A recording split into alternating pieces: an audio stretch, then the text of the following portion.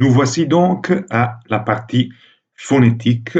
Comme je vous disais, il nous reste à voir deux fiches encore pour le XVIe siècle. Et là aussi, il s'agit de deux fiches, en particulier la première, un peu plus systématique, qui nous montre justement le côté normatif de ce XVIe siècle. Alors, passons immédiatement à la fiche. Comme vous voyez, elle introduit une loi phonétique. C'est une des dernières lois introduites dans la question phonétique, et c'est ce qu'on appelle la loi de position. Euh, il s'agit d'une application particulière de la loi de l'analogie pour régler la prononciation de certaines voyelles dans une position particulière. Voilà la définition. Alors, dans la syllabe tonique, les phonèmes E, O et E deviennent ouvertes si la syllabe est entravée et fermées si la syllabe est libre.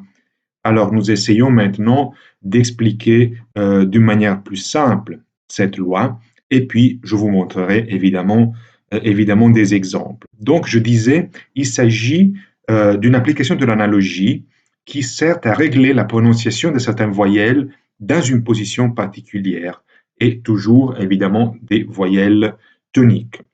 Pour le dire d'une manière plus simple, cela vaut surtout pour les voyelles finales.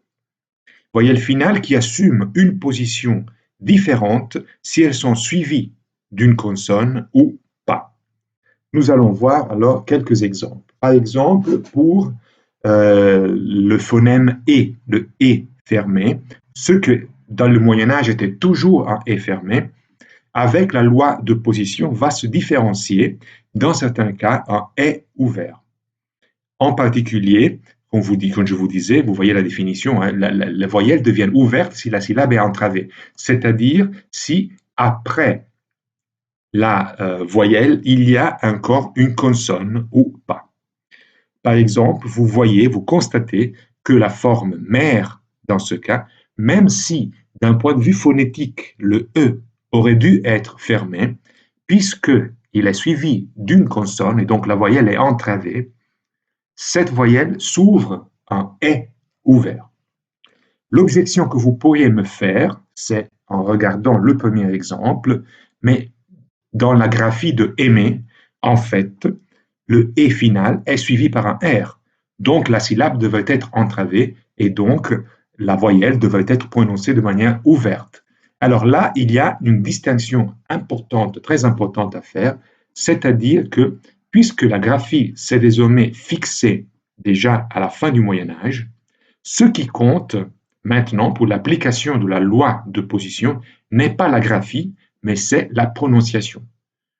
Or, puisque dans l'infinitif aimer, comme vous entendez, le R n'est pas prononcé, on considère que la syllabe tonique finale est ouverte, est libre. Parce que dans la prononciation, il n'y a pas de R, même si au niveau graphique, le R est présent.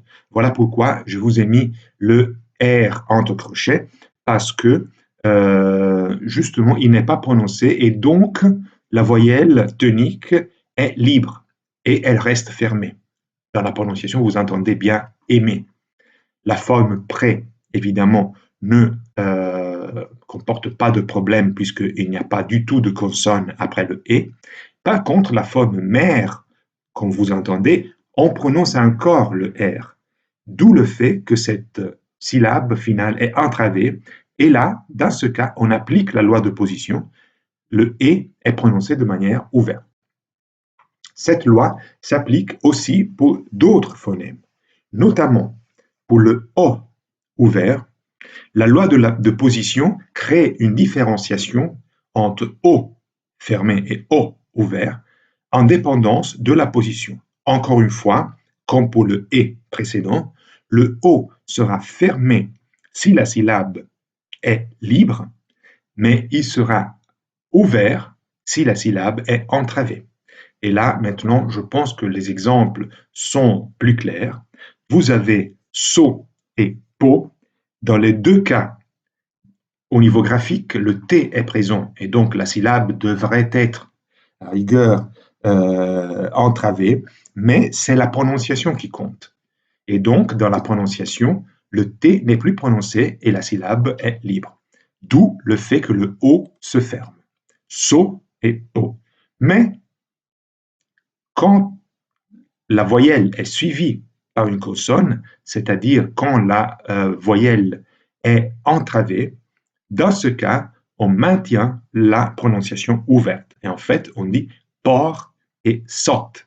C'est particulièrement intéressant de remarquer que c'est une différenciation qui parfois distingue la forme masculine de la forme féminine, comme vous voyez dans le cas de saut au fermé, saute au ouvert. Finalement, c'est quelque chose qui concerne aussi les diphtongues. Alors, le diphtongue yé, dérivé de est ouvert, à cause de la loi de position, peut se différencier en yé et yé, donc avec et ouvert et fermé. Le principe, comme vous voyez, est toujours le même. Le principe est toujours le même parce que ce qui compte est la prononciation. Le D de pied et de acier n'est pas prononcé, d'où le fait que la syllabe étant libre, le E est fermé. Mais dans les autres cas que vous avez dans l'exemple, hier, pierre, miel, fier, alors évidemment, l'accent, moi je l'ai mis, même si dans la graphie moderne vous ne l'avez pas. Je l'ai mis tout simplement pour vous aider à reconnaître la prononciation ouverte.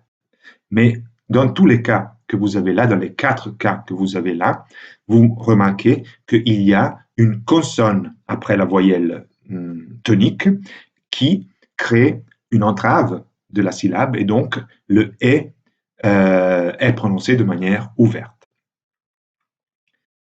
Pour les diphtongues qui dérivent de O ouvert, on arrive, on l'avait déjà vu, vous pouvez aller récupérer les fiches de phonétique de l'époque médiévale, vous pouvez constater qu'on avait dit qu'il y avait, moi j'ai simplifié là l'évolution, il y avait plusieurs phases intermédiaires, mais on arrive en tout cas à une simplification de la diphtongue dans la forme E. Or, cette forme subit aussi la loi de position. Et il y a donc une différenciation entre deux prononciations de E. Il y a une forme fermée et une forme ouverte. Là, c'est plus clair si on prend l'exemple. Et j'ai choisi encore une fois un exemple qui vous montre comment cette loi peut avoir une implication morphologique. C'est-à-dire, par exemple, dans ce cas, distinguer le singulier du pluriel d'un certain mot. Et c'est en particulier le cas du mot bœuf. Alors, dans le cas de bœuf au singulier, on prononce le F et donc la syllabe est entravée. Comme dans tous les cas précédents, syllabe entravée signifie voyelle prononcée de manière ouverte. Et donc même le E de bœuf, vous voyez, est ouvert. Alors que au pluriel, on ne prononce pas, c'est une exception de la langue française, mais c'est une exception qui a une justification phonétique. On ne prononce pas les consonnes finales. D'où le fait que la voyelle au niveau de la prononciation est libre et que donc la voyelle est fermée. Voilà donc la raison pour la distinction du singulier bœuf ouvert et bœuf. Vous voyez que la prononciation est légèrement différente et c'est une prononciation fermée à cause du fait que les consonnes finales ne sont pas prononcées. Pour finir, c'est la même chose pour les diphtongues qui résultent d'un O fermé latin. Là, ce cas aussi, je n'ai pas mis tous les passages intermédiaires, mais il y a aussi dans ce cas une simplification en E. Or, ce E était toujours fermé au Moyen Âge, mais avec l'application de la loi de position au XVIe siècle, on crée une différenciation entre E fermé et E ouvert. L'exemple est toujours le même. Vous avez le cas de ne. Vous voyez que c'est fermé parce que le D n'est pas prononcé. Donc la voyelle est libre et la prononciation est fermée. Dans les autres cas, les exemples que je vous ai mis à la fin, fleur, heure, gueule. Vous voyez que la prononciation est toujours ouverte parce que la syllabe est entravée. La voyelle est suivie par une consonne. Donc, pour résumer, finalement, la loi de position, c'est une loi qui n'est pas une loi abstraite d'une certaine manière, mais c'est une loi qui dérive d'une attitude de prononciation qui était déjà présente dans la langue parlée, qui est tout simplement fixée au XVIe siècle à travers cette loi, cette règle qui nous dit qu'une voyelle tonique en position finale surtout euh, et libre est prononcée de manière fermée, alors que lorsque la même voyelle tonique est en syllabe entravée, la prononciation est ouverte. Je crois que, enfin, j'espère que ce soit clair. Si jamais ce n'est pas tout à fait clair, vous pouvez toujours me poser des questions. Je vais vous répondre sans aucun problème. Mais c'est intéressant de remarquer, en tout cas, cette attitude justement normative du XVIe siècle, dans laquelle certaines pratiques qui étaient déjà présentes, mais de manière plus ou moins irrégulière dans la façon de parler de la langue orale, sont réglementées de manière plus ou moins rigide, et donc on obtient des lois phonétiques. Je crois que vous comprenez maintenant la raison pour laquelle je vous ai dit que la loi de position est une application particulière de la loi de l'analogie.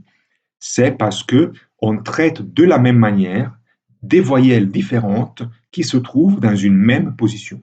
C'est-à-dire que la distinction fondamentale est la nature de la voyelle tonique. Si elle est en syllabe entravée ou si elle est en syllabe libre. Et dans tous les cas de syllabes entravées, elle se comporte de la même manière, prononciation ouverte, et de même, dans tous les cas de syllabes libres, elle se comporte de la même manière et donc prononciation fermée.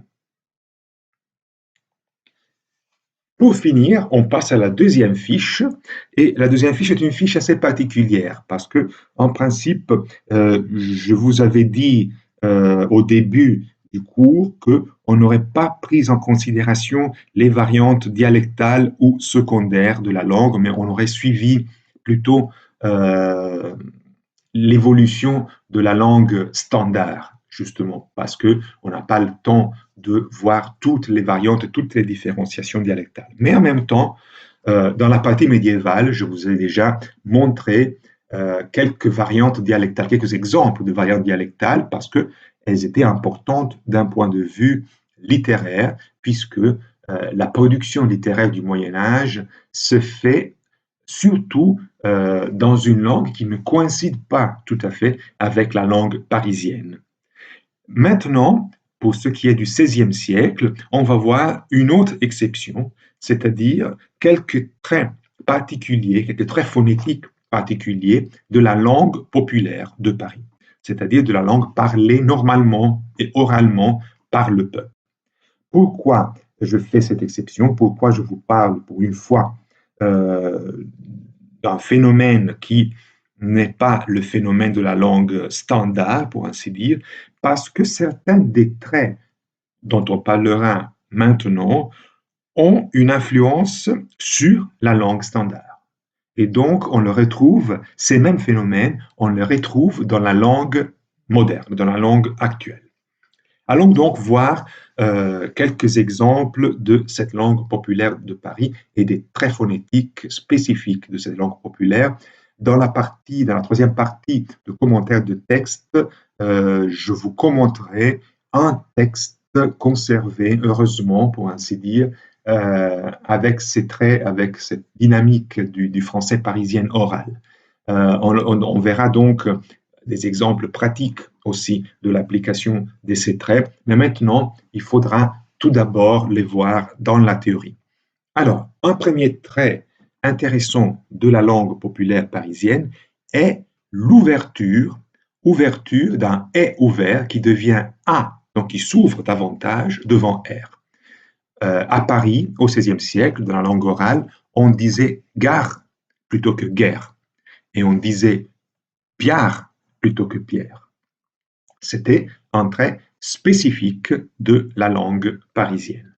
Or, ce trait comporte évidemment aussi des cas d'hypercorrection. Donc, puisque dans la manière de parler populaire, on savait qu'on avait tendance à transformer les et en a, donc à les ouvrir en a. Quand on voulait parler en faisant attention, pour ainsi dire, à respecter les règles phonétiques plus élevées, plus cultivées, on essayait donc de se souvenir, de se rappeler qu'il ne fallait pas dire A, mais il fallait dire E. Or, cela comporte des formes d'hypercorrection. Parfois, on dit E aussi quand on devait dire A dans la langue normale. Donc, c'est des cas d'hypercorrection. Par exemple, vous avez Marie qui devient Mairie, ou alors le nom de la ville, Paris, qui devient Péry. Donc, c'est le phénomène typique de l'hypercorrection. Qu'est-ce que c'est que l'hypercorrection? C'est lorsqu'on a tendance, puisqu'on sait qu'on on fait des fautes, entre guillemets, dans la langue orale, on a tendance à dire des choses qui ne sont pas typiques de la langue standard. Dans ce cas particulier, on a c'est E qui devient A dans la langue populaire. Donc, quand on essaie de parler de manière plus surveillée, on fait attention à ne pas dire A et à dire E. Et cela comporte que parfois on dit E, même quand on devrait dire A. Et ce sont les exemples que vous avez. Alors, je vous avais dit justement que ce sont des traits qui ont parfois une influence sur la langue actuelle. Par exemple, un de ces cas d'hypercorrection est conservé dans la langue actuelle, et c'est le cas d'asperge. En fait, asperge remarque justement un de ces cas d'hypercorrection, puisque vous voyez, dans la langue latine, c'était asparagum, avec la chute du A postonique, et donc le A, en principe, devait être conservé tel quel. Dans une prononciation normale, parfaitement étymologique, on aurait dû dire asparge. Or, le fait qu'on ait conservé la forme asperge est justement dû à ces tendances à l'hypercorrection, qui dans certains cas, évidemment, on ne dit pas de la langue actuelle Méry, Péry, mais la forme asperge est restée. Donc, ce trait d'hypercorrection est devenu la forme normale pour le mot. Un autre trait très important de la langue orale commune est la chute du R final ou devant consonne dans tous les cas.